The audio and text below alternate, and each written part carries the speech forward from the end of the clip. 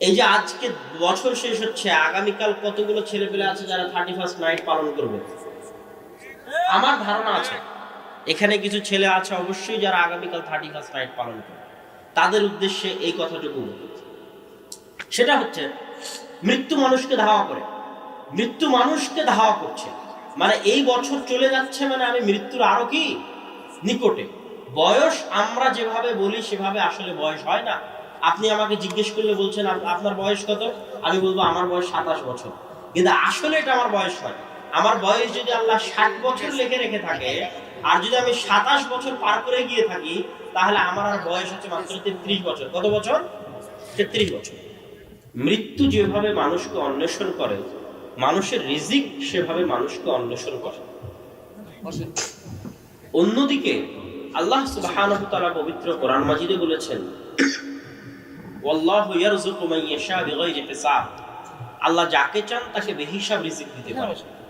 আর এক আয়াতে আল্লাহ সুবহানাহু ওয়া তাআলা বলেছেন, যে পৃথিবীতে এমন কোন দাব্বাতিন ফিল আরস, এমন কোন বিচরণকারী প্রাণী, যেই প্রাণী পৃথিবীতে বিচরণ করে, পশু পাখি, পোকামাকড়, জীবজন্তু, জানোয়ার, এমন কিছু পৃথিবীতে বিচরণ করে যাদের রিজিকের দায়িত্ব আল্লাহ বহন করেন না, এমন নয়।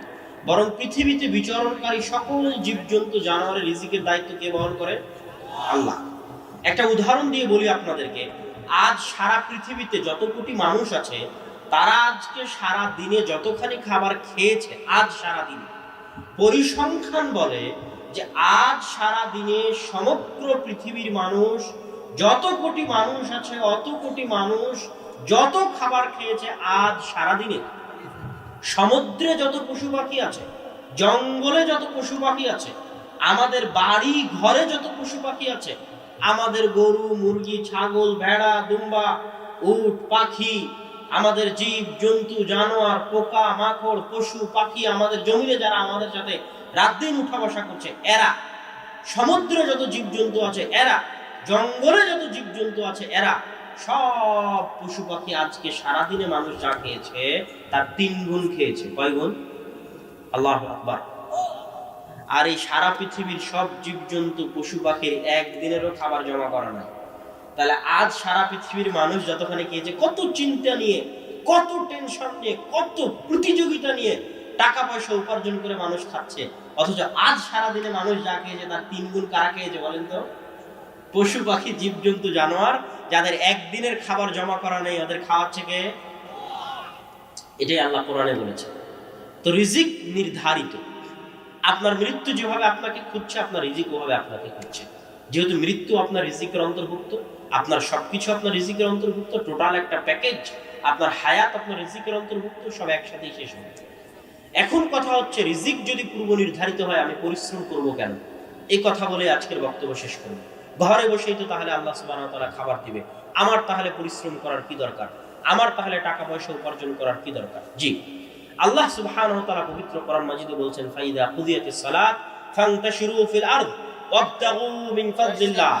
দুনিয়ার মানুষ, সালাত যখন শেষ হয়ে যায়, ফরজ সালাত শেষ হয়ে গেছে, ফজরের সালাত শেষ হয়ে গেছে, জোহরের সালাত শেষ হয়ে গেছে, যখন সালাত শেষ হয়ে গেছে, ফান্তাশিরু ফিল আরজ, তখন তোমরা জমিনে ছড়িয়ে পড়ো। জমিনে ছড়িয়ে পড়ে কি করবে? ওয়াবতাগু মিন ফাদলিল্লাহ, আল্লাহর রহমত, আল্লাহর করুণা, আল্লাহর দয়া অনুসন্ধান করো। কেন? জমিনের প্রতি ইঞ্চি মাটিতে আল্লাহর দয়া আছে। আল্লাহু আকবার। আপনি 1 ইঞ্চি মাটিতে একটা ধানের বীজ রোপণ করেন, ওখানে ধান জন্মাবে এবং ধান থেকে ফল হবে। একটা আমের চারা রোপণ করেন, ওখান থেকে আম হবে, আম থেকে ফল হবে। তাহলে ওই ইঞ্চি মাটিতে বরকত কে রেখেছে? আল্লাহ। ওই ইঞ্চি জায়গা আপনি খালি রেখেছেন, আবাদ করেননি, মানে কার রহমতকে অপমান করছেন? আল্লাহর রহমতকে অপমান করছেন। ওয়াবতাগু মিন ফাজলিল্লাহ, আল্লাহর রহমত অনুসন্ধানে বেরিয়ে যাও। দাউদ আলাইহিস সালাতু ওয়াস সালাম, আল্লাহ সুবহানাহু ওয়া তাআলা তাকে অঢেল ধন সম্পদ, দাউদ এবং সুলাইমানকে আল্লাহ যত ক্ষমতা, যত ধন সম্পদ দিয়েছেন, পৃথিবীতে আর কাউকে অত ধন সম্পদ দেননি। তারপরও দাউদ আলাইহিস সালাতু ওয়াস সালাম আল্লাহর রহমত, আল্লাহর দয়ার প্রতি এত বেশি আগ্রহী ছিলেন যে এত কোটি টাকার মালিক হওয়ার পরও স্বর্ণের বৃষ্টি হলে উনি স্বর্ণ কুড়াতে যেতেন। উত্তর কি? আমি কোটি টাকার মালিক হওয়ার পরেও লাখ টাকার মালিক হওয়ার পরও, শত বিঘা সম্পত্তির মালিক হওয়ার পরও, গোটা পৃথিবীর শাসক হওয়ার পরও এই স্বর্ণের বৃষ্টি কার দয়া? আল্লাহর দয়া। আর কোটি টাকার মালিক হওয়ার পরও আনা ফাকির ইলা রাহমাতিল্লাহ, আমি ফকির আল্লাহর দয়ার কাছে, আল্লাহর রহমতের কাছে। তাহলে আপনাকে রিজিক অন্বেষণ করতে হবে কেন বলেন তো? আল্লাহর দয়া অনুসন্ধান করার জন্য। যত বেকার যুবক আছে, এরা যদি একটা বাদাম একটা টুকরিতে নিয়ে রাস্তায় বের হয়ে বাদাম বিক্রি করে 5 টাকা 10 টাকা ইনকাম হবে না? ওই 5-10 টাকা কার রহমত, কার দয়া? আর ওই 5-10 টাকা উপার্জন করা বাদ দিয়ে ঘরে বসে থেকে কার দয়াকে অপমান করছে? আল্লাহর দয়াকে অপমান করছে। রিকশাওয়ালাকে বললেন এখান থেকে ওখানে যাব, 10 টাকা ভাড়া দেব, পায়ের উপর পা তুলে রিকশাওয়ালা বলছে না যাব না। ও কার দয়াকে অপমান করলো? যে ব্যক্তি 10 টাকা ভাড়া দিতে গেছে ও কার দয়া নিয়ে গেছে? আল্লাহর দয়া নিয়ে গেছে। পুরো পৃথিবী আল্লাহর দয়া ছড়িয়ে আছে। একটা টাকা হালাল উপায়ে ইনকাম হতে পারে, 1 টাকা হালাল উপায়ে ইনকাম হতে পারে, এইরকম 1 টাকা হালাল উপায়ে ইনকাম হওয়ার সম্ভাবনা দেখার পরেও যে চেষ্টা করে না, ও অহংকারী, ও অহংকারী, ও অহংকারী, ও কোনোদিন ধনী হতে পারবে না। তাহলে ইনকাম করতে হবে কিসের জন্য বলেন তো? আল্লাহর দয়া অনুসন্ধান করার জন্য। ছিল বলেই তুমি আজকে এখানে খেয়েছো। মানে মানুষ রিজিকটাকে শুধু খাওয়ার সাথে সম্পৃক্ত করে, কিন্তু রিজিক আসলে শুধু খাওয়া না। একটা মানুষ তার পুরো জীবনে যা কিছু অর্জন করে তার সবই হচ্ছে রিজিক। আপনি যতদিন বাঁচবেন, এই হায়াত 60 বছরের হায়াত হচ্ছে রিজিক। আপনার হায়াত আপনার কি বলেন তো? রিজিক। আপনি যে মেয়েকে বিবাহ করেছেন, আপনার স্ত্রী আপনার জন্য রিজিক। আপনার যে সন্তান সন্ততি জন্ম নিয়েছে, ওই সন্তান সন্ততি আপনার জন্য রিজিক। আপনি আজকের অনুষ্ঠানের সভাপতি, আমি আজকের অনুষ্ঠানের বক্তা, এই যে সম্মান, এই সম্মানটাও কিসের অন্তর্ভুক্ত? রিজিকের অন্তর্ভুক্ত। আপনি স্থানীয় চেয়ারম্যান, আপনি স্থানীয় মেম্বার, আপনি ওসি, আপনি ডিসি, আপনি এসপি, আপনি প্রধানমন্ত্রী, এই পদ হচ্ছে আল্লাহর দেওয়া রিজিক। আপনি জ্ঞান অর্জন করেছেন, এই জ্ঞান, যতটুকু জ্ঞান অর্জন করেছেন, এটা আল্লাহর দেওয়া রিজিক। আপনি সার্টিফিকেট পাচ্ছেন, আজকে এসএসসি পরীক্ষার রেজাল্ট দিল A+, গোল্ডেন A+, এটা আল্লাহর দেওয়া রিজিক। এক কথায় একটা মানুষ তার পুরো জীবনে, তার জীবন মৃত্যু সহ যা কিছু অর্জন করে, অ্যাচিভ করে, তার অল অ্যাচিভমেন্ট, সকল অর্জন হচ্ছে তার রিজিক। এই বিষয়ে ধারণা ক্লিয়ার করার পরে যে এটা রিজিক, সব কিছু রিজিকের অন্তর্ভুক্ত। রিজিক দিয়ে মানুষ দুনিয়াতে সবচেয়ে বেশি চিন্তিত থাকে। মানুষের ধন সম্পদ, ধন দৌলত, রিজিক নিয়ে কেন চিন্তিত থাকে? বর্তমান পৃথিবী হচ্ছে বস্তুবাদী পৃথিবী।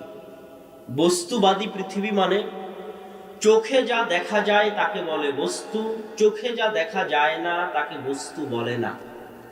সম্মান চোখে দেখা যায় না, জ্ঞান চোখে দেখা যায় না, অন্তরের শান্তি চোখে দেখা যায় না, অন্তরের তাকওয়া পরহেজগারিতা চোখে দেখা যায় না, মানুষের ব্যক্তিত্ব, মানুষের ভারাত্ম চোখে দেখা যায় না। চোখে কি দেখা যায়? মাইক চোখে দেখা যাচ্ছে, 10 বিঘা জমি কিনলে চোখে দেখা যায়, বিল্ডিং তৈরি করলে চোখে দেখা যায়, পকেটের টাকা চোখে দেখা যায়, মোটর সাইকেল চোখে দেখা যায়, একটা BMW গাড়ি চোখে দেখা যায়, 10 তলা 20 তলা বাড়ি চোখে দেখা যায়, লাইট চোখে দেখা যাচ্ছে, যা আপনি আপনার সামনে চোখে দেখতে পাচ্ছেন, জামা কাপড় চোখে দেখা যায়, সব হচ্ছে বস্তু। সব কি? বস্তু, জড় পদার্থ বস্তু। বস্তুবাদী মানে মানুষ যখন যেটা চোখে দেখা যায় না ওটাকে দাম দিতে পারে না, মানুষ যখন যেটা শুধু চোখে দেখা যায় ওটাকেই দাম দেওয়ার চেষ্টা করে, তখন ওই মানুষকে বলা হয় বস্তুবাদী মানুষ। আজকের পৃথিবী বস্তুবাদী মানুষে কি হয়ে গেছে? বস্তুবাদী মানুষে পরিপূর্ণ হয়ে গেছে আজকের পৃথিবী। আজকের পৃথিবীতে মানুষের নিকটে সবকিছুর মূল্য নির্ধারিত হয় টাকা দিয়ে, সবকিছুর মূল্য নির্ধারিত হয় ধন দৌলত দিয়ে। যা চোখে দেখা যায় না ওটা দিয়ে মানুষ মূল্য নির্ধারণ করতে চায় না। উদাহরণ, যে জ্ঞানী তাকে আপনি বেশি সম্মান করেন না যার টাকা বেশি তাকে বেশি সম্মান করেন? বলেন, যার টাকা বেশি তাকে বেশি সম্মান করেন। যার তাকওয়া পরহেজগারিতা আছে তাকে বেশি সম্মান করেন, না যার বাড়ি গাড়ি আছে তাকে বেশি সম্মান করেন? যার বাড়ি গাড়ি আছে তাকে বেশি সম্মান করেন।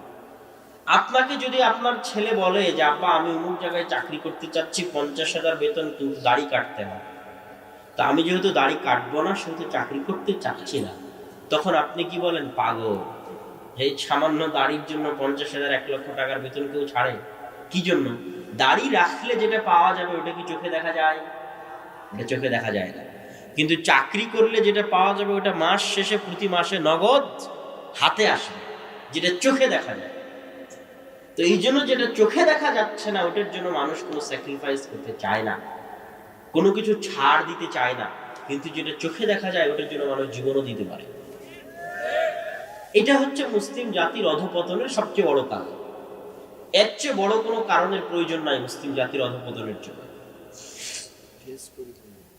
আল্লামা ইকবাল তার কবিতায় বলেছেন, আয়ে নওজোয়া মুসলিম, এই মুসলমান যুবক, তুমি কি জানো তুমি কোন কওমের সন্তান? তুমি কোন জাতির সন্তান? তুমি ওই কওমের সন্তান, ওই জাতির সন্তান যারা গরিব, ফকির, মিসকিন, যাদের গায়ে শালীন মানসম্মত পোশাক নাই, যাদের পায়ের স্যান্ডেল উন্নত নয়, জীর্ণ শীর্ণ পোশাকওয়ালা, জুতা স্যান্ডেলবিহীন ফকির মিসকিন, এমন ফকির মিসকিন जिस गदाई के डर से मुनइम को भी डर था, তাদের এই ফকিরি মিসকিনির পরেও তাদের আত্মমর্যাদা, তাদের আত্মসম্মান এত বেশি, এত ভয়ঙ্কর ছিল, তাদের ভারাত্ম এত বেশি, এত ভয়ঙ্কর ছিল যে পৃথিবীর যারা সবচেয়ে বেশি ক্ষমতার অধিকারী, সবচেয়ে বেশি টাকার অধিকারী, সবচেয়ে বেশি ধন দৌলতের অধিকারী, তারা এই মিসকিনদের দেখে ভয় পেত। আল্লাহু আকবার। যখন ওই জায়গা থেকে মুসলমানেরা সরে এসেছে তখন মুসলমানদের অধঃপতন শুরু হয়েছে। এই জন্য আল্লামা ইকবাল বলেছেন, খুদি না বেচ, নিজের আত্মসম্মান আত্মমর্যাদা বিক্রি করিস না। খুদি মানে হচ্ছে খোদ্দারি, নিজের সম্মান। আত্মসম্মান মানে নিজের সম্মান, আত্মমর্যাদা মানে নিজের মর্যাদা, খুদ মানে নিজে, খুদি না বেচ মানে নিজের আত্মমর্যাদা নিজের আত্মসম্মান বেচিস না। গরিবি মে আপনা নাম পয়দা কর, গরিব হওয়ার মধ্যে, ফকির হওয়ার মধ্যে, মিসকিন হওয়ার মধ্যে এমন আত্মমর্যাদা আত্মসম্মানের অধিকার হও, এমন ভারাত্ম ব্যক্তিত্বের অধিকারী হও যে ওই গরিব হওয়ার মধ্যে গোটা দুনিয়া তোমার ভয়ে থরথর করে কাঁপবে। মুসলমানদেরকে টাকা পয়সা দিয়ে ধনী হতে হবে, টাকা পয়সা দিয়ে ক্ষমতাশালী হতে হবে, এটা নয়। মুসলমানদের নিজের আত্মমর্যাদা, নিজের ঈমান, নিজের আকীদার উপর অটল এবং অবিচল যদি থাকে, তাওহীদ যদি হয়, তাওহীদ ইব্রাহিমী, ইব্রাহিম আলাইহিস সালাতু ওয়াস সালামের তাওহীদের মতো, তো আজকের যুগে গরিব ফকির মিসকিন হওয়ার পরও পৃথিবীর যারা সবচেয়ে শক্তিশালী তারা ভয়ে কাঁপবে। এটাই বাস্তব সত্য। সম্মানিত উপস্থিতি, তাহলে রিজিক নিয়ে মানুষ চিন্তিত কেন? আজকের যুগে মানুষ বস্তুবাদী।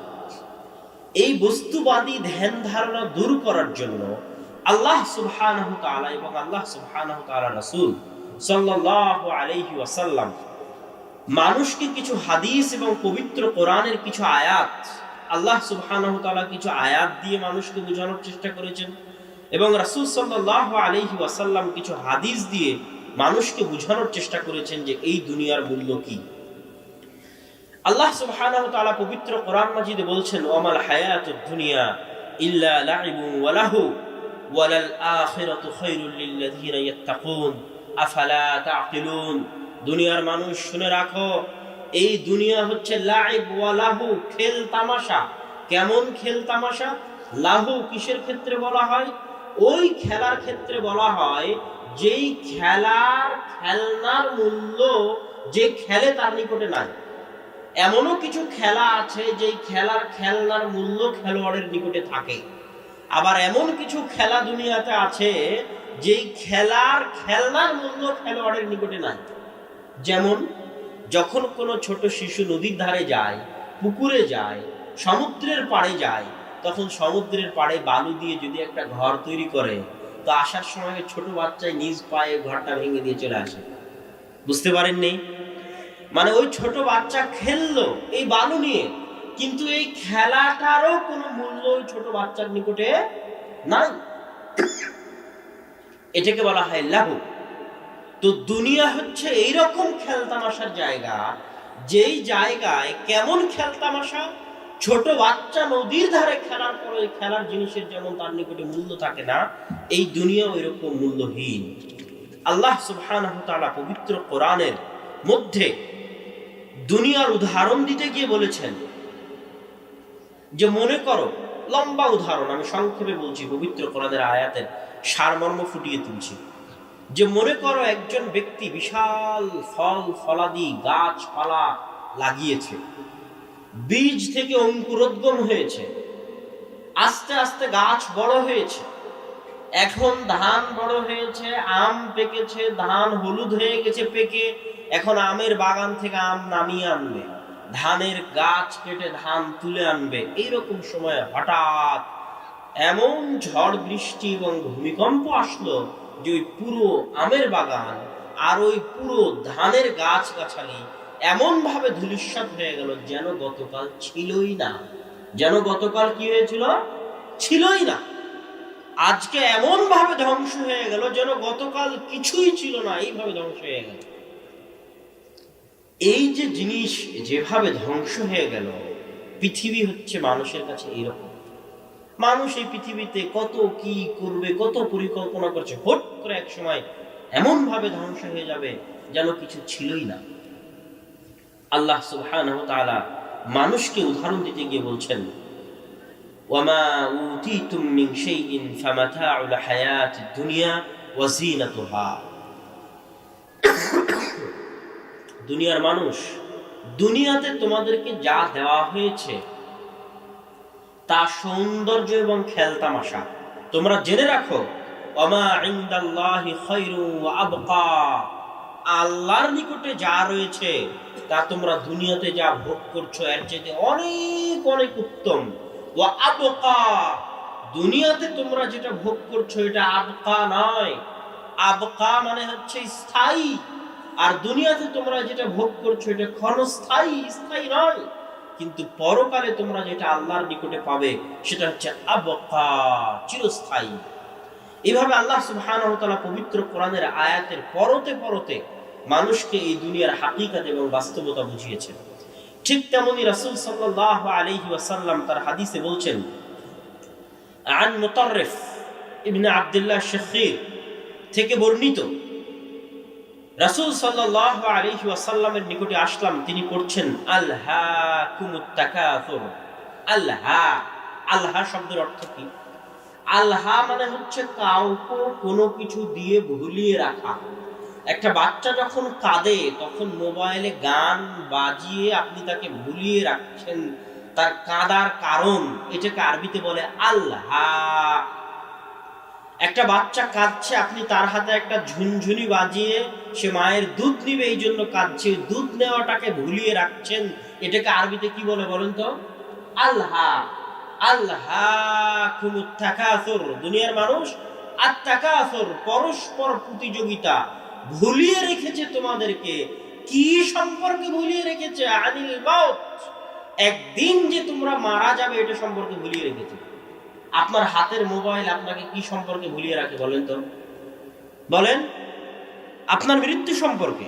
এবং পৃথিবীতে যত এন্টারটেইনমেন্ট, যত বিনোদনের ব্যবস্থা রাখা হয়েছে, সব বিনোদনের ব্যবস্থার একটাই মাধ্যম, মানুষ যেন নিজেকে নিয়ে কল্পনা করার সুযোগ না পায়, মানুষ যেন তার অন্তিম শেষ গন্তব্য, চির সত্য যে গন্তব্য, ওই গন্তব্য নিয়ে ভাবার এক সেকেন্ডও সুযোগ না পায়।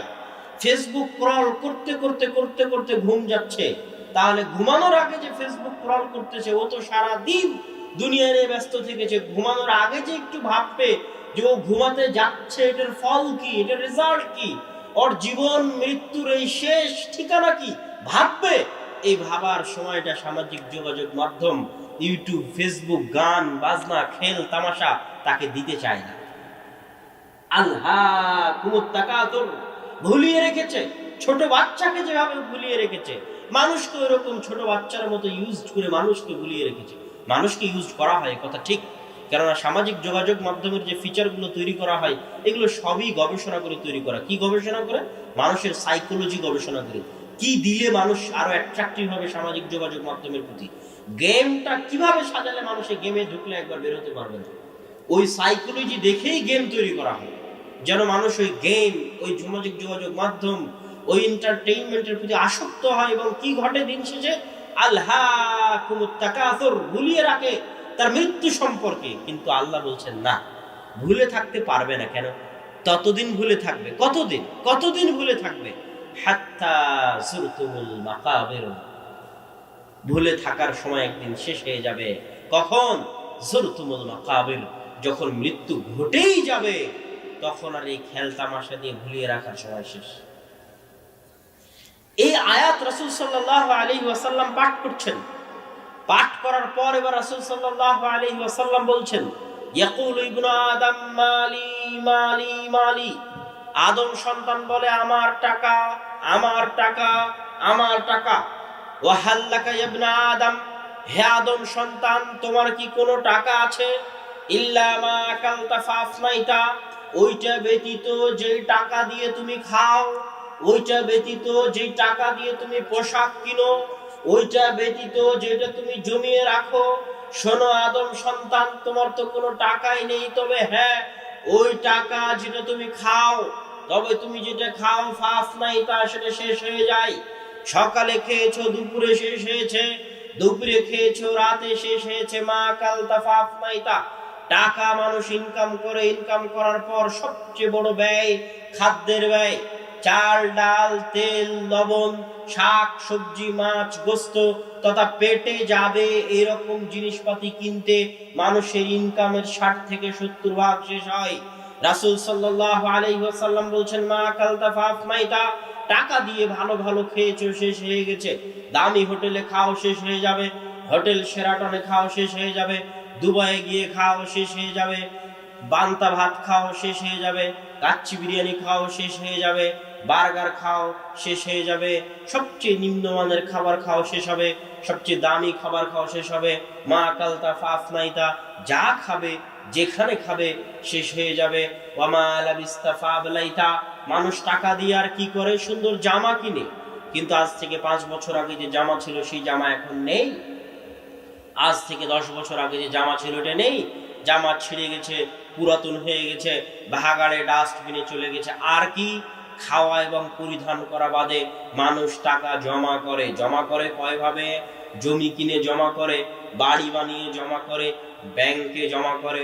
জমি কিনাও জমা করা, বাড়ি বানানো জমা করা, সোনা গয়না কিনাও জমা করা, ব্যাংক ব্যালেন্সে রাখাও জমা করা। এবার রাসূল সাল্লাল্লাহু আলাইহি ওয়াসাল্লাম বলছেন, আর যেগুলো জমা করেছো সেগুলো কি হবে? সেগুলো সব তুমি মরেই দেখো, একটাও তোমার নয়। এগুলো একটাও তুমি সাথে করে নিয়ে যেতে পারবে না। একটারও তুমি রিয়াল প্রকৃত মালিক নও, অরিজিনাল মালিক নও। মালিকানা একমাত্র স্থায়ী মালিকানা কার বলেন তো? আল্লাহ সুবহানাহু ওয়া তাআলা। হাজার লক্ষ বছর থেকে হাত বদল হচ্ছে। আজকে যেখানে আমি আপনি বসে প্রোগ্রাম করছি, আর মালিক 50 বছর আগে একজন ছিল, 50 বছর পরে আর একজন হবে। এইভাবে হাত বদল হতেই থাকবে। দিন শেষে এই পৃথিবীর, এই জমির, এই মাটির আসল মালিক কে? আল্লাহ সুবহানাহু ওয়া তাআলা। টাকা আমার হাতে, আমার হাত থেকে আর একজনের হাতে, তার হাত থেকে আর একজনের হাতে। দিন শেষে টাকার আসল মালিক কে? আল্লাহ সুবহানাহু ওয়া তাআলা। এই কথাই রাসূল সাল্লাল্লাহু আলাইহি ওয়াসাল্লাম বলেন, যা বাকি থাকবে একটাও তোমার সাথে যাবে না, সব মানুষে ভাগ করে নেবে। তোমার সন্তানেরাই তোমার সম্পত্তি নিয়ে ভাগ বটোয়ারা করতে গিয়ে মারামারি করবে। এটাই পৃথিবীর সবচেয়ে নিষ্ঠুর বাস্তবতাগুলোর একটা। সম্মানিত উপস্থিতি, রাসূল সাল্লাল্লাহু আলাইহি ওয়াসাল্লাম দুনিয়ার মূল্য বুঝাতে গিয়ে বলছেন, আনিল মুস্তাওরিদ বিন শাদ্দাদ রাদিয়াল্লাহু তাআলা আনহু থেকে বর্ণিত, তিনি বলেন, রাসূল সাল্লাল্লাহু আলাইহি ওয়াসাল্লাম বলেছেন, মাদ দুনিয়া ফিল আখিরাহ, দুনিয়া এবং আখিরাতের তুলনা এই রকম, মিসলু মা ইয়াজআলু আহাদুকুম মুসবাহু ফিল ইয়াম ফালইয়ানজুর বিমা ইয়ারজি', তোমাদের কেউ যেন সমুদ্রে হাত ডুবিয়ে দেয়, সমুদ্রে হাত ডুবিয়ে দেওয়ার পর হাত উঠিয়ে দেখে তার আঙ্গুলে কতটুকু পানি লেগে আছে, তার আঙ্গুলে লেগে থাকা পানি হচ্ছে দুনিয়া, আর বিশাল আটলান্টিক প্রশান্ত মহাসাগর হচ্ছে পরকাল। জাবের ইবনে আব্দুল্লাহ রাদিয়াল্লাহু তাআলা আনহু থেকে বর্ণিত, তিনি বলেন রাসূল সাল্লাল্লাহু আলাইহি ওয়াসাল্লাম একদিন একটি বাজারের পাশ দিয়ে পার হচ্ছেন, তখন তার সাথে সঙ্গী সাথী আছে, সাহাবী আছে। তিনি যখন বাজারের পাশ দিয়ে পার হচ্ছেন তখন তিনি দেখতে পেলেন ফামাররা বিজাদি আসাক্কা মাইয়িতিন, একটি মরা কান কাটা ছাগল। রাসূল সাল্লাল্লাহু আলাইহি ওয়াসাল্লাম বললেন আইয়ুকুম আহাব্বু আইয়াখুযাহু বিদিরহামিন, তোমাদের মধ্যে আন্না হাযা লাহু বিদিরহামিন, তোমাদের মধ্যে এমন কি কেউ আছে যে চাইবে এই মরা কান কাটা ছাগল এক দিরহামের বিনিময়ে নিতে? তখন সাহাবীগণ বললেন মা নুহিব্বু আন্নাহু লানা বিশাই, হে রাসূল সাল্লাল্লাহু আলাইহি ওয়াসাল্লাম, এটা যদি আমাদেরকে কেউ ফ্রিও দেয়, বিনা পয়সায় দেয়, তো বিনা পয়সাও দিলেও তো আমরা এটা নিব না। কেন? এই ছাগল যদি জীবিত থাকতো, জীবিত থাকা অবস্থাতেও এর দাম থাকতো না, কারণ এর কান হচ্ছে কাটা। রাসূল সাল্লাল্লাহু আলাইহি ওয়াসাল্লাম বললেন আল্লাহ, শোনো, ওয়াল্লাহি লাদ দুনিয়া, শোনো নিশ্চয় দুনিয়া আহওয়ানু আলাল্লাহ মিন হাদা আলাইকুম, আজকে তোমাদের নিকটে মরা কান কাটা ছাগলের মূল্য যা, বিনা মূল্যে দিলে, ফ্রিতে দিলেও তোমরা নেবে না, জেনে রাখো তোমাদের নিকটে আজকে মরা কান কাটা ছাগলের মূল্য যা, আল্লাহ সুবহানাহু ওয়া তাআলার নিকটে এই দুনিয়ার মূল্য ততটুকুও নয়। আন সাহাল বিন সাদ রাদিয়াল্লাহু তাআলা আনহু আন্নাহু قال কুন্না মা রাসূলিল্লাহি সাল্লাল্লাহু আলাইহি ওয়াসাল্লাম, সাহাল বিন সাদ রাদিয়াল্লাহু তাআলা আনহু থেকে বর্ণিত, তিনি বলেন রাসূল সাল্লাল্লাহু আলাইহি ওয়াসাল্লামের ক্ষেত্রে তিনি বলেন যে আমরা একদিন আল্লাহর রাসূলের সাথে ছিলাম। রাসূল সাল্লাল্লাহু আলাইহি ওয়াসাল্লাম বললেন লাউ কানাতিদ দুনিয়া, যদি দুনিয়া ওজন করা হয় আর দুনিয়ার মূল্য যদি ইনদাল্লাহি জানাহা বাউদাতিন, দুনিয়া ওজন করার পর যদি দেখা যায় যে এক পাল্লায় গোটা দুনিয়া আর এক পাল্লায় একটা মাছির ডানা যদি রাখা হয়, আর যদি সমানে সমান হয়ে যায়, গোটা পৃথিবীর মূল্য যদি একটি মাছির ডানার সমান হয় দেখা যায়, তাহলে জেনে রাখো মা সাকা কাফিরুম মিনহা কাতরাতান আবাদা, একজন কাফেরও এই পৃথিবীতে পানি পান করতে পারতো না। কিন্তু পৃথিবীতে এখন সব ধনী কারা বলেন তো? সব ধনী কাফেরেরা নয়। তাহলে কি জন্য সব ধনী কাফেরেরা? কত মানুষকে যে আমি এই উত্তরগুলো বুঝাই আর কত বক্তব্যের মধ্যে বুঝাই, একটাই অভিযোগ। আমার সেই দিন একজনের সাথে দেখা, ওনারও একই অভিযোগ। কি অভিযোগ? ব্যবসা বাণিজ্য করতে গিয়ে লস খেয়েছে। যদি আল্লাহ থাকে তাহলে কেন লস খাবে? ওনার কথা হচ্ছে যে আমি এত নামাজ পড়ি, এত তাহাজ্জুদের সালাত আদায় করি, তো আমি কি জন্য লস খাবো? আর আমার চোখের সামনে যে মদ খায়, বিড়ি খায়, সিগারেট খায়, জেনা করে, ও কোটি কোটি টাকা ইনকাম করে নিয়ে বাড়ি গাড়ি তৈরি করে শেষ করে দিল, আর আমি লস খাচ্ছি কি জন্য? কথা মনে হয় বুঝতে পারেনি। আবার আল্লাহ রাসূল সাল্লাল্লাহু আলাইহি সাল্লাম এই হাদিসে বলছে দুনিয়ার মূল্য যদি মাছের ডানার সমান হতো তাহলে কাফের পানি পান করতে পেত না। আমরা তো দেখছি সব টাকার মালিক কাফেরেরা, তাই নয় কি? তখন রাসূল সাল্লাল্লাহু আলাইহি ওয়াসাল্লাম আরেক হাদিসে স্পষ্ট করে দিয়েছেন যে শোনো, আল্লাহ সুবহানাহু ওয়া তাআলার ভালোবাসার মানদণ্ড এটা নয় যে আল্লাহু ইউতি দুনিয়া লিমান ইউহিব ওয়া মান লা ইউহিব। জেনে রাখো দুনিয়ার মানুষ, আল্লাহ দুনিয়ার ধন দৌলত টাকা পয়সা তাকেও দেন যাকে তিনি ভালোবাসেন, তাকেও দেন যাকে তিনি ভালোবাসেন না। কথাটা আবার বুঝেন। রাসূল সাল্লাল্লাহু আলাইহি ওয়াসাল্লাম বলছেন আল্লাহ দুনিয়ার ধন দৌলত তাকেও দেন যাকে আল্লাহ ভালোবাসেন, আর তাকেও দেন যাকে আল্লাহ ভালোবাসেন না, তাকেও আল্লাহ দুনিয়ার ধন দৌলত দেন। কিন্তু আল্লাহ সুবহানাহু ওয়া তাআলা ইউতি, তার ইবাদত করার সুযোগ, তার দাসত্ব করার সুযোগ শুধু তাকেই দেন লিমান ইউহিব, যাকে আল্লাহ সুবহানাহু ওয়া তাআলা ভালোবাসেন। আল্লাহু আকবার। আল্লাহ আপনাকে ভালোবাসে কিনা এটার প্রমাণ আপনি আজকে কয় হাজার টাকা ইনকাম করতে পেরেছেন, এটা আমার সাথে একটু কথা বলতে হবে। এটা আল্লাহ আপনাকে ভালোবাসেন কিনা এটার প্রমাণ হচ্ছে আপনি আজকে ফজরের সালাত আদায় করার তৌফিক আল্লাহ আপনাকে দিয়েছে কিনা। ওজনে দাড়ি পাল্লায় মাপেন, আল্লাহ আপনাকে আজকে ফজরের সালাত আদায় করার তৌফিক দিয়েছে কি? আজকে সারা পৃথিবীতে আল্লাহর অনেক বান্দা আছে যারা সিয়াম থেকেছে, নফল সিয়াম। আজকে কি আল্লাহ আপনাকে নফল সিয়াম রাখার তৌফিক দিয়েছেন? পৃথিবীর অনেক বান্দা আছে যারা আজকে রাতেও তাহাজ্জুদের সালাত আদায় করবে। আল্লাহ কি আপনাকে তাহাজ্জুদের সালাত আদায় করার তৌফিক দিয়েছে? দেয়নি। সকালবেলা ফজরের সময় উঠে দেখবেন একজন বৃদ্ধ মানুষ কনকনে শীতের মধ্যেও ফজরের সালাতে চলে যাচ্ছে জামাতে আদায় করতে। বুঝে নিবেন আল্লাহ কাকে ভালোবাসে? ওই বৃদ্ধ মানুষকে ভালোবাসে। আর টাকার দরকার নাই তো, পৃথিবীর মানুষ ওকে দাম দিবে না। হাদিসে আছে, রাসূল সাল্লাল্লাহু আলাইহি সাল্লাম বলেছেন, দুনিয়াতে এরকম হাজারো মানুষ আছে যারা কোনো মজলিসে গেলে তাদের সুপারিশ শোনা হয়। আজকের প্রোগ্রাম একজন বড় ব্যক্তির সুপারিশের কারণেই দেওয়া। তাহলে পৃথিবীতে এরকম হাজারো মানুষ আছে যারা সুপারিশ করলে তাদের সুপারিশ শোনা হয় না। মজলিসে কোনো দাবি পেশ করলে তাদের দাবি গুরুত্ব দেওয়া হয় না। কিন্তু জেনে রাখো, ওই ফকির, ওই মিসকিন যাকে দুনিয়ার মানুষ মূল্য দেয় না, যাকে দুনিয়ার মানুষ দাম দেয় না, সেই ওই ব্যক্তি যার জিকির, যার স্মরণ আসমানের উপর আল্লাহর নিকটে সবচেয়ে বেশি। আল্লাহু আকবার। সে আল্লাহর সবচেয়ে প্রিয় পাত্র। মান ওয়ালাহু ওয়ালাহুল্লাহ, ওর সাথে যে ভালো ব্যবহার করবে আল্লাহ তার সাথে ভালো ব্যবহার করবে। মান আদাহু আদাহুল্লাহ, ওর সাথে যে শত্রুতা করবে আল্লাহ তার সাথেও শত্রুতা করবে। আপনি বুঝতেও পারবেন না কোন পাপে আপনি ফকির হয়ে গেছেন। আসলে কোনো একদিন আল্লাহর কোন প্রিয় বান্দাকে অপমান করেছিলেন, তাই ফকির হয়ে গেছেন। তাই আপনার ছেলে মেয়ে হয় না, তাই আপনার ছেলে মেয়ে সব পঙ্গু। কথা বুঝতে পারেননি? কোন এরকম অসহায় আল্লাহর বান্দা যাকে কে ভালোবাসে? আল্লাহ ভালোবাসে। তার প্রতি জুলুম করেছিলেন আপনি জানেন না কেন? ওকে তো দুনিয়ার মানুষ দাম দেয় না। যেন খবরদার, মাআযাল্লাহ, খবরদার, মাআযাল্লাহ, মানুষের চোখের পানির কারণ হবেন না। মানুষের চোখের পানির কারণ হবেন না। সব আল্লাহ সুবহানাহু ওয়া তাআলা ক্ষমা করে দিবে, কিন্তু আল্লাহ তার মাজলুম বান্দার চোখের পানি, তার দোয়া, এইটা আল্লাহ সুবহানাহু ওয়া তাআলা যতই আপনি ক্ষমা চান ক্ষমা করে দিবেন না। অতএব সাবধান। সম্মানিত উপস্থিতি, তাহলে এই জায়গায় আমি যেটা আপনাদেরকে বুঝাতে চাচ্ছি যে আল্লাহ রাসূল বললেন দুনিয়ার মূল্য যদি মাছের ডানার সমান হয় কাফের পানি পাবেন। দুনিয়ার সব ধনী কাফের। রাসূল সাল্লাল্লাহু আলাইহি সাল্লাম বললেন, শোনো, আল্লাহ তোমাকে ভালোবাসে কি বাসে না এটার প্রমাণ হচ্ছে তুমি আল্লাহর ইবাদত করতে পারছো কিনা এটা। আর তুমি কি যে আল্লাহ শাস্তির মধ্যে রেখেছে, পাপের মধ্যে রেখেছে, তোমার সবচেয়ে বড় শাস্তি, সবচেয়ে বড় শাস্তি যে তুমি পাপের মধ্যে আছো।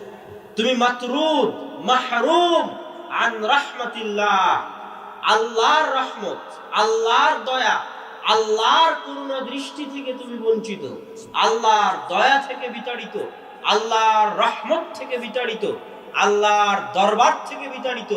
এটাই তোমার জন্য সবচেয়ে বড় শাস্তি। তুমি যদি দেখো তুমি সুদের মধ্যে আছো, বুঝবা তুমি শাস্তির মধ্যে আছো। তুমি যদি দেখো তুমি হারাম সম্পর্কের মধ্যে আছো, বুঝবা তুমি শাস্তির মধ্যে আছো। এটা শাস্তি, অরিজিনাল রিয়ালি শাস্তি। কেন?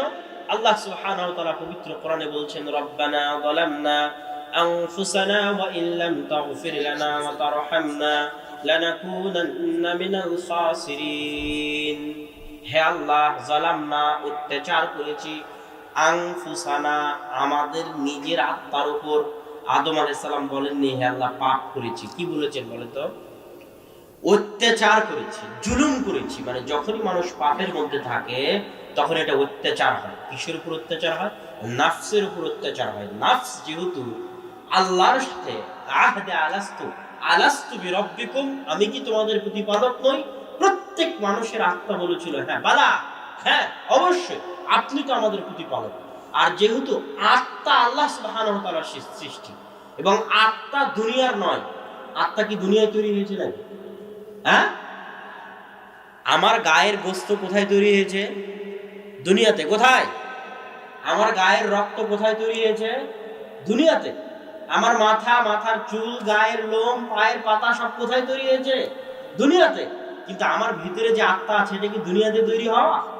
না, এই আত্মা তো আসমান থেকে এসেছে। কথা মনে বুঝাতে পারি না। এই আত্মা তো ফেরেশতা ফুঁকে দিয়ে গেছে মায়ের পেটে, আসমান থেকে নিয়ে এসে। ফেরেশতা মায়ের পেটে ফুঁকে দিয়ে গেছে, আসমান থেকে নিয়ে এসে। এটা আল্লাহর নিজাম, পৃথিবী পরিচালনায় আল্লাহর নিজাম। এখন এই আত্মা নিয়ে যাওয়ারও সিস্টেম আছে। আপনি কি মনে করছেন পৃথিবী এমনি চলে? ইন্নাল মালাইকাতা জুনুদুল্লাহ, ফেরেশতা হচ্ছে আল্লাহর সেনাবাহিনী। পৃথিবী কিভাবে চালাতে হবে আল্লাহ ফেরেশতাদের মধ্যে দায়িত্ব বন্টন করে দিয়েছে। হাজারো লাখো মায়ের পেটে ফেরেশতা আত্মা নিয়ে যেয়ে দিচ্ছে ওটার দায়িত্ব, আর হাজারো মানুষের অন্তর থেকে আর এক ফেরেশতা জান বের করে নিয়ে যাচ্ছে, তার সিস্টেম আছে। ফেরেশতা আসবে, মায়ের পায়ে মাথার পায়ের কাছে বসবে, তাকে বলবে তার আত্মা পাপী হলে কিভাবে বের করবে, নেককার হলে কিভাবে বের করবে, কার মধ্যে নিবে, কিভাবে আসমান নিয়ে যাবে। এগুলো একটাও কাল্পনিক নয়। কি জন্য কাল্পনিক নয় বলেন তো? এই আত্মা সত্য, এই জন্য কাল্পনিক নয়। আত্মা যেহেতু বাস্তব, আমি মারা গেলাম, মানুষ বলছে আব্দুল্লাহ বিন আব্দুর রাজ্জাক মারা গেছে, নাই। আরে আমার চোখ আছে, কান আছে, মুখ আছে, হাত পা সব এখনো ঠিক, এখনো পচা শুরু হয়নি, মারা গেলাম কিভাবে? মারা গেলাম মানে দুনিয়া থেকে নাই, মানে চলে গেছি, মানে আমার পুরো বডি তো আছে। কি চলে গেছে বলেন তো? আত্মা চলে গেছে। এটা বাস্তব, এটা রিয়াল। তাহলে এই আত্মা কোথাও না কোথাও গেছে। এই আত্মা যেখানে গেছে ওখানে বিচার হবে। কথা বুঝতে পারছেন আমার? এই আত্মা কোথাও না কোথাও থেকে এসেছে, কোথাও না কোথাও গেছে, যেখানে গেছে ওখানে বিচার হবে। তাহলে আমি আপনাদেরকে যেটা বুঝাতে চাচ্ছিলাম সেটা হচ্ছে যে আল্লাহ সুবহানাহু ওয়া তাআলা এই দুনিয়াতে মানুষের আত্মাকে দুনিয়াতে সৃষ্টি করেননি, আসমান থেকে পাঠিয়েছে। এখন মানুষ যখন শয়তানের প্ররোচনায় করে পাপ করে, তখন কার উপর অত্যাচার হয়? আত্মার উপর। কেন? আত্মা কোথায় থেকে এসেছে? আসমান থেকে এসেছে। আত্মা তো ভালো,